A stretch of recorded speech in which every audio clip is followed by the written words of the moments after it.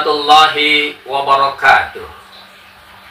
Kaum muslimin yang dirahmati Allah, setiap ibadah yang dilakukan oleh setiap hamba Allah bermuara pada tujuan membentuk pribadi-pribadi muslim yang bertakwa kepada Allah Subhanahu wa ta'ala. Demikian pula ibadah kurban yang kita lakukan, baik berupa menyembelih seekor domba, sapi, kerbau, ataupun seekor onta. Sebagaimana Allah firmankan dalam Al-Quran surat Al-Hajj ayat 37. La yanalallaha luhumuha wala dima'uha walakin yanaluhu taqwa minkum. Bukanlah darah dan daging dari hewan kurban itu yang sampai ke hadirat Allah Subhanahu wa ta'ala, melainkan ketakwaanmu lah yang akan sampai ke hadiratnya. Akan tetapi, jangan sampai kita beranggapan dan merasa kalau kita sudah menyembelih seekor domba yang besar, sapi yang besar, atau bahkan seekor onta dengan harga yang sangat mahal, kita telah merasa menjadi seorang muslim yang bertakwa, atau bahkan merasa paling bertakwa. Sebab ketakwaan seseorang tidak diukur oleh besar kecilnya hewan kurban yang disembelih, melainkan takwa memiliki banyak dimensi dalam kehidupan kita.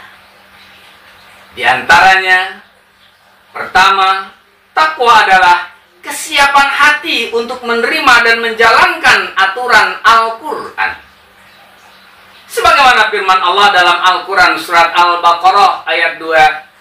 Zalikal kitabu la raiba fihi hudal lil muttaqin. Ini kitab, yakni Al-Quran, tidak ada keraguan sedikit pun padanya, menjadi petunjuk bagi orang-orang yang bertakwa. Kedua, takwa adalah kesiapan hati untuk menjalankan perintah-perintah Allah dan menjauhi segala larangan-larangannya.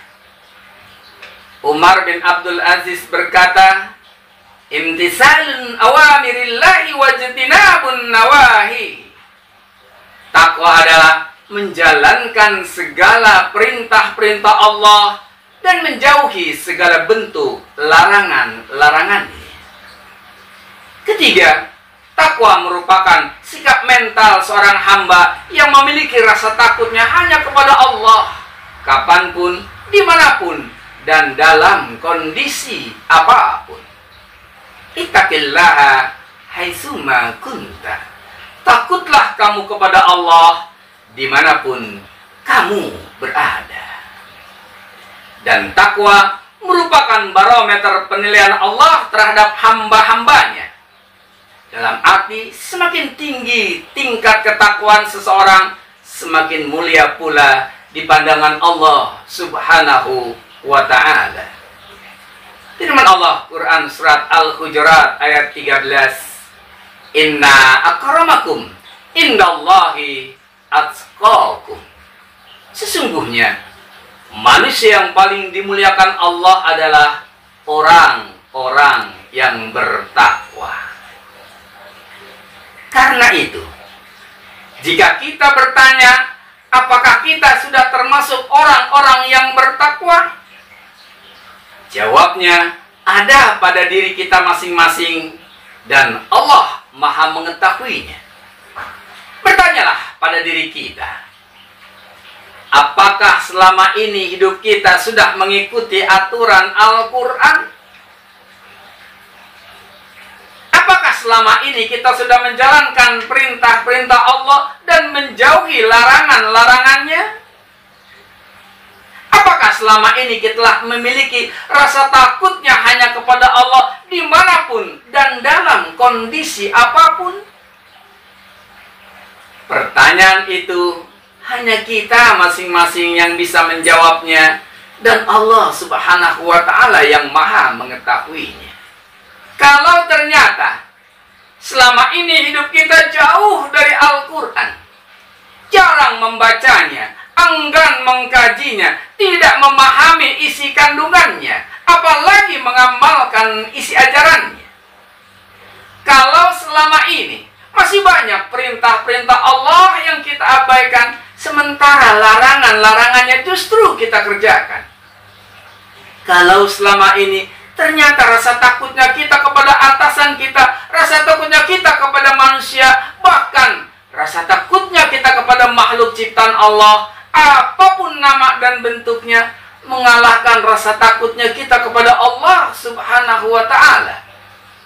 Maka itu berarti sifat takwa dalam diri kita perlu kita tanyakan, masih ada ataukah tiada? Dan jika ada, sebesar apa rasa takwa kita kepada Allah Subhanahu wa ta'ala? Oleh karena itu kita memohon kepada Allah, mudah-mudahan di sisa kehidupan kita, kita mampu berusaha untuk senantiasa meningkatkan takwa kita kepada Allah Subhanahu wa ta'ala. Sebab Allah ingatkan kita sebagaimana firman-Nya dalam Al-Quran surat Ali Imran ayat 102. Ya ayyuhalladzina amanu taqullaha haqqa tuqatih wa la tamutunna illa wa antum muslimun. Wahai orang-orang yang beriman, bertakwalah kepada Allah dengan sebenar-benarnya takwa, dan janganlah sekali-kali kamu mati melainkan dalam keadaan beragama Islam. Billahi sabilil haqq.